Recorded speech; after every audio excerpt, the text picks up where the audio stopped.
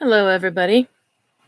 I uh, I wanted to weigh in on something now that we're talking about Deepak Chopra in the news a lot with the Epstein files, because for me it's rather a relief that we're starting to talk about these things openly because we really couldn't for quite a while, for a long time actually.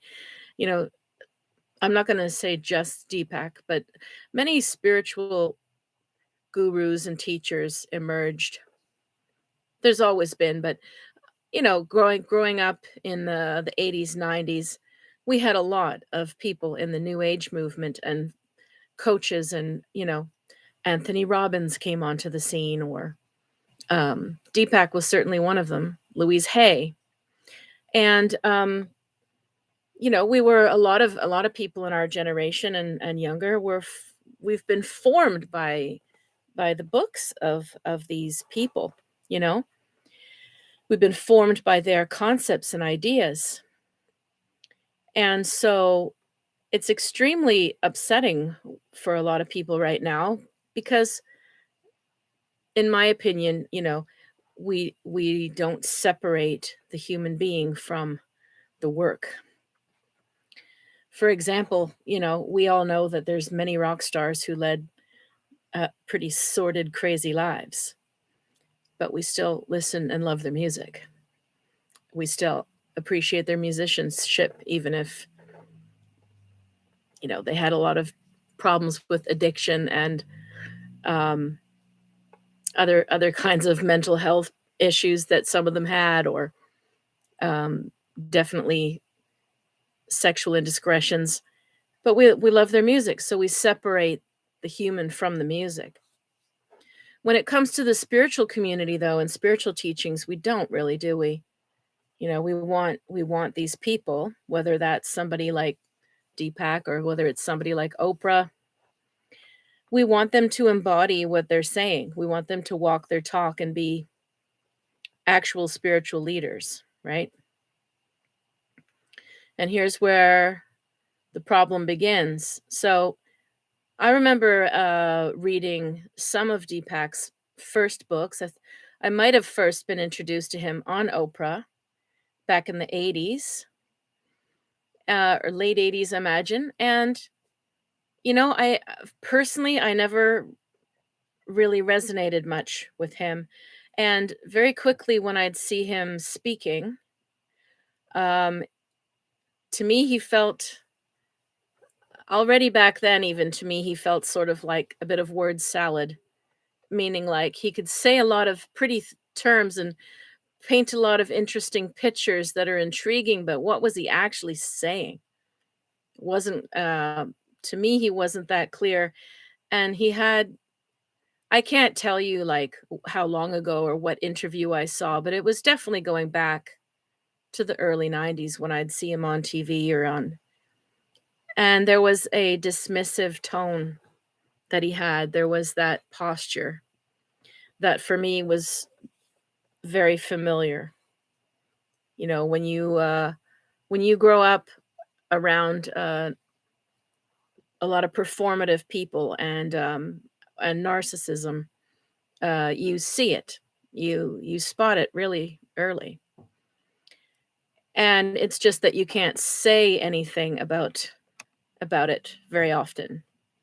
And certainly, even if you do say something, a lot of the time you're not believed until tides turn and people are ready to have that conversation. Just like the Me Too movement, um, it didn't start,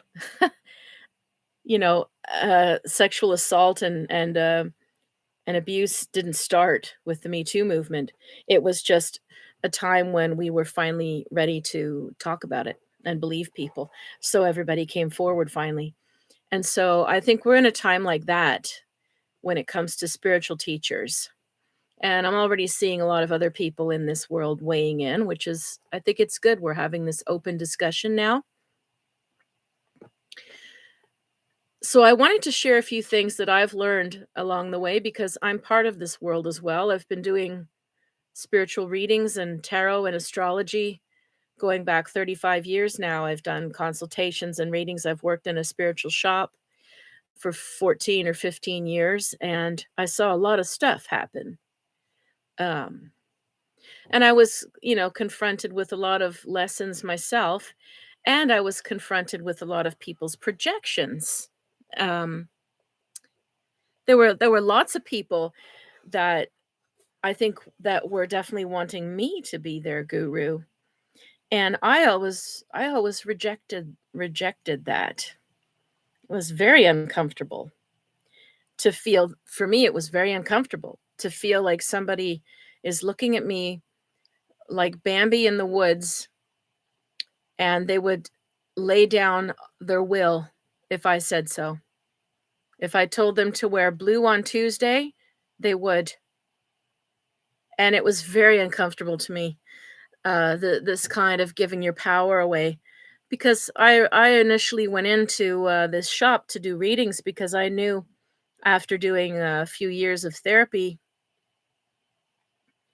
for myself and also co leading support groups on sexual abuse, I knew that there would be a lot of people in this field, in this shop, that would probably be confronting the same thing. And I went in because my hope was to help people escape it, emancipate themselves from it, heal from it, and I had a lot of resources and places to go in the city I lived in to get that. And so a lot of my work has been about this for 35 years. And so I saw my share of women coming to me telling me about all kinds of locals, not celebrities, locals doing pretty shady, crappy things in their spiritual groups, their yoga classes, their coaching, their mentorship, their magical societies. Lots of stuff happens. But one thing that I did learn that it's so layered, I'm having trouble getting it out.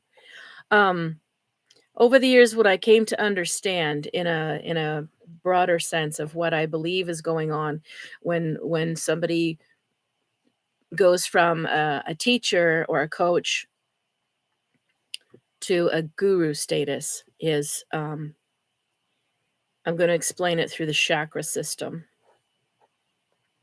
and it can also be explained in modern psychology.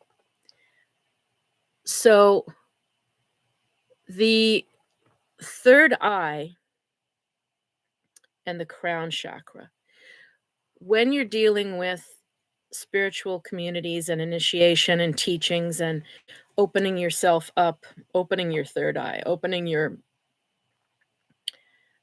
yourself to your visions, your intuition, your dreams, your subconscious, shifting your paradigms. Now we would call it opening up to the fifth dimension, or to star seeds or other galaxies. There's all kinds of things that fall under opening the third eye. And the third eye, also the inverse of the third eye, is the skeptic. So you have the clairvoyant and you have the skeptic. Wide open and sees, refuses to see, skeptical of everything it sees. So that's one gateway that we pass through, and then we're learning from a lot of people, or we're accepting our own intuition, our own visions. Other people are giving us their visions when they heal. They have various modalities to open it, to discern it, to and it's just endless, right? Like, if any of you are in this world, there's an endless number of ways, historical traditions to modern ways that people try to open this up and see and get a glimpse of depth, insight, healing their trauma, tapping into the future if they can, or into around other aspects of truth, other dimensions and paradigms of truth. And so this chakra is always tested in any teaching as well. But where things go wrong, in my opinion, is when you get to the crown chakra. So the crown is like the light lavender or whitish, almost like a halo, like literally on your crown. Now, this is where maybe one of the most profound transformations people can have happens. This is the chakra when it's awakened or aligned, where you understand that we are one, that we have a universal consciousness. This is what a lot of teachers talk about in their various ways. This is the layer where you know that we're not separate from the mountains, the trees, the fish, or the aliens, or the angels.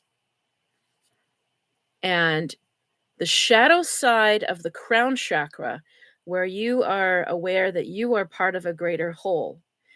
You are not better than, you are just part of.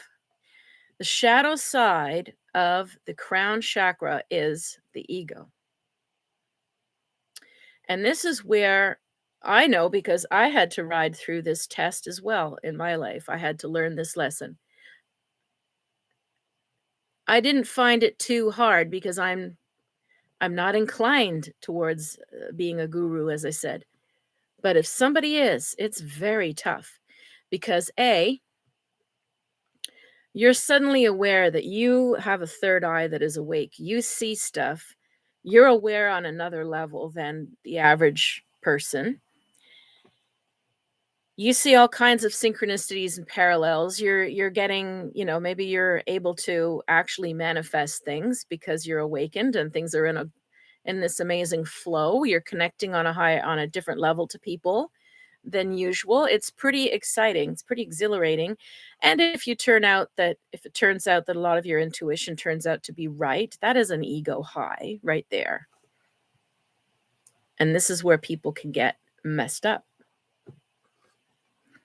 They can do healing work. They can have their crown chakra awaken. They can see auras, or they can feel energies, or they can help manipulate and manipulate. Let's just say manipulation can be used for good or bad, but they learn how to manipulate the energy field, the etheric body, the mental body. They tap into other planes of existence, other modalities that help them discern, decipher, and read and channel energy, remove energy, shamanism, all kinds of things that are part of this crown chakra and the third eye awakening. But as I said, the shadow side, the test is the ego. If the person believes that this power, this healing ability, this insight, this wisdom is coming from them as an individual, then they can have easily believe that they are a guru, a god. They deserve the praise, the accolades, the money, the sex, whatever they deserve, whatever they want. Because the ego is being severely tested. As I told you, I had people come to sit with me for tarot or psychic readings that would have willingly just given their power away if I had started telling them what to do. And a lot of gurus and teachers find a very warm, charming way, almost parental way to do that with people. They'll hold your hand, they'll look closer, they'll call you dear. They'll speak gently, they'll let you know you are loved. And they believe, in some ways, are they speaking from the divine to you? Maybe. But a lot of the time this gets turned into a shtick, a modus operandi. It's like when people say thoughts and prayers. How many times can you say that and mean it? When and always been very sensitive to these patterns and to inauthenticity. So I can tell you sometimes people speak like that, and they channel and they are reassuring and they are real. And other times they would say it to anybody at any time because it's part of their spiritual shtick. And the pressure is extreme to become like this when you work in it.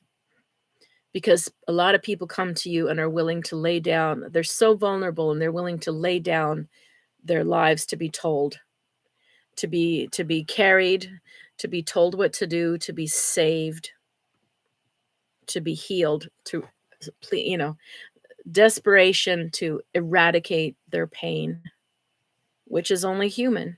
It's only human. So the pressure on the teacher that speaks the wisdom people need, that gives what people need, is extreme, which means their test of their ego is also extreme. So that's one angle where things get messed up. The second that the spiritual teacher, I mean, I think for me and other mediums I know, uh, we don't tend to think that it's coming from us because we are aware we are mediums. Something is coming and we are interpreting and speaking it through. It's not coming from us. And so I think a lot of the time there's going to be that level of confusion in a lot of teachers and gurus as well. Are they in tune? Are they in a flow? Are they trusting themselves? Are they channeling without knowing it? Yes, I'd say yes. If they're not aware they're channeling something or what they are exactly picking up on that is giving them these sudden wise tidbits that everyone's jumping on, then they're not going to credit it as being universal wisdom. They're going to think it's them. It's coming from them, their glorious selves. And this is where all of the shadow side of the guru starts. I don't think there's an immediate switch of, oh, they're going into it to try to lure and and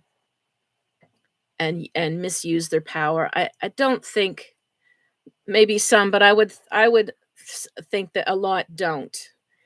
I would think a lot of them might start to just get drunk on their own power and fame and the money that came with it, the favors that came with it, the introductions that came with it, the people that are attracted, the sexual energy that gets unleashed, that gets confusing.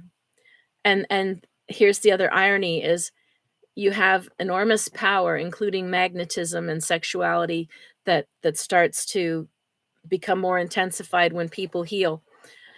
And you have people who have gone into these fields very likely because they needed to heal as well. So how do we know that they are really so solid in themselves that they can handle what's coming through them and handle this energy ethically? And we're not saying nobody has, but there's surely a lot of people that haven't, and especially men. So my second point is, and this relates again to chakras and healing, but also to uh, to counseling, psychological counseling, is the whole phenomenon when people fall in love with their therapist or they sleep with their client, their patients. It's the same principle to me. To me, it's the same principle. Something gets addressed, it gets named, it comes to light, something starts to move in the body, in the spirit. When something is healing, there's relief. And this is where I'm going to go back to the chakra system again. The kundalini, or this spiraling energy force that comes up from the root, from the genital area, up all the way through, passing through every chakra to the crown and back to the source, and down to the earth again and up through. It's meant to be like a fountain. It goes up, down, and around constantly when we're healthy. If we're not healthy, and there's a blockage, then it gets stuck somewhere and it manifests in certain ways. So when you start to heal and you start to unblock and people start to feel this rush of movement, of elation, of relief, of insight, of desire, it moves your sexual energy. And it is therefore confusing for most people. Will need some sort of training or somebody to help them while they're opening up. That's the client and the therapist. The therapist's role is to hold that space, but the therapist will also need support during a time like that when it's really powerful because those feelings will get transferred onto the first object before you. If a teacher is the one who awakened you and you started to feel this surge of life force through you again that you hadn't after a depression, let's say. You were burnt out, you finally found somebody you felt like, "I can trust this teacher, I can really trust my therapist," and you let go and you have, a shedding, a breakthrough moment. You're gonna feel a surge of life force coming through you. You can call that life force, you can call it chi, you can call it sexual desire, whatever, but it's a force that's going to get stronger as you heal. And it's very intense sometimes, and you might project it and think, "Oh, this happened while I was in the presence of this healer, therapist, teacher, psychotherapist. I'm in love with them. They saved me. They helped me so much. They made it happen." That's what most of us will do at the beginning of a healing process in our lives. We won't understand this is a force that happens. This is a law of nature almost, a force that happens to anybody as they heal. We'll think, "Oh no, it's outside of me. Something made it happen to me. Someone did it for me," instead of owning it. That's all normal in the therapeutic process too. But where it gets screwy is when you have a therapist or a teacher or healer that is not clear in their sexual boundaries or on this concept or transference. They don't understand and they go, "Oh," and they get confused too. And they allow the boundaries to blur. And then you can get transgressions of power and transgressions sexually. And I think when you talk about one-on-one with a therapist, that's another, that's a difficult, very deep dynamic. If that starts happening, it would probably be very slow and insidious. Again, it's triggering that therapist to be extremely clear that that lovely trust that's being thrust at you is not about you.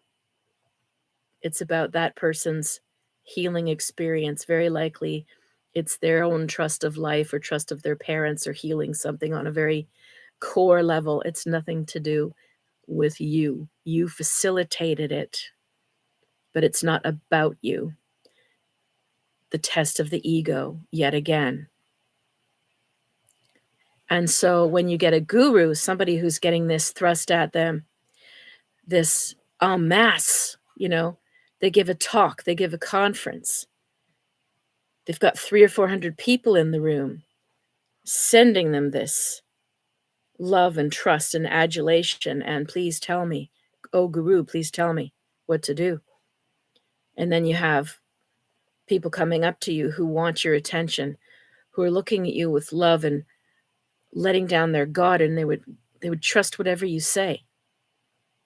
Think how intoxicating that would be if you have any trace in you where you're not clear. So I'm not defending Deepak or Gandhi or Bikram or any of them. I'm not defending them at all. In fact, what bothers me the most is how people exalt somebody so quickly who hasn't proven that they understand this core lesson. You show me a guru who's able to handle this energy and not make transgressions sexually. Show me one. I'm literally asking, if you watch this video and you know one, show me. Because there are certainly ethical people out there in the world, people that have integrity and understand this. But the New Age movement has not had any guardrails on it, has it? You know, big books and big money behind TV shows and celebrity, and nothing to hold them in check. Institutionalized is a whole other story. Therapists, priests, same thing. It's the same thing. They are claiming to be a translator of the divine to the human. And there are very strong capacities and boundaries that must go with that to do this with integrity. And it is not for the faint of heart. So I wanted to just share this because it's something that's been in my mind for probably 20 or 30 years, honestly. And I just never felt that there was a headspace, there was an openness to listening to this. Even though this is, if you want to study what I've just said, you'll find it. You know, I had to study it. I came across these concepts and of understood the chakras and transference, you know, I don't know, 20 to 30 years ago when I was doing intensive healing and exploration myself. But I'm grateful that my particular path with channeling and mediumship and intuition was about translating what I was seeing to help somebody else, and it wasn't spouting off wisdom so much that it made it perhaps clearer for me when somebody that it wasn't coming from me. A lot of readers, though, a lot of psychics have a lot of ego too, though. I mean, I'm sure at different points in my career I probably did too. But early on, when I had the chance to do so many readings at a shop, people were coming, 8 to 10 people a day, 5 days a week for years. I quickly would catch myself if I had sort of a impatient or righteous moment where the reader wants the person to sort of see their message and understand what they're saying and go, "Oh my God, you're so right," and validate it. Ultimately, that's about our ego if we're looking for that. The steadiness is if you trust that you are in a process with your intuition, your guides, angels, whatever it is, and that relationship is strong. That's the primary relationship. It's not about approval or impressing the person sitting in front of you, because very often, this happens to all of us. We're all human. You need to hear something sometimes 15, 20 times before it sinks in. So once I accepted that I'm just one of many messengers, that freed me. I wasn't in competition with other readers. Why would I be? Uh, Whatever is around that person sitting down is around that person. I'm interpreting what I see, and very likely if someone else was good in their field, they were probably telling that person relatively the same thing. And people would sit down and go, "Oh, can't believe it. Like that other reader said the same thing as you." And I would say, "Yeah, because it's about you. It's about you. We're reading you. It's not about us." And so that level of clarity saved me from the guru path, from either falling trap to believing them myself or becoming one. But I'll tell you, there was enormous pressure on me to become one, and I'm very glad that I resisted it. Anyway, there's my little chat. I hope it was interesting, and if you want to have discussion with me below, then please do. Have a good night.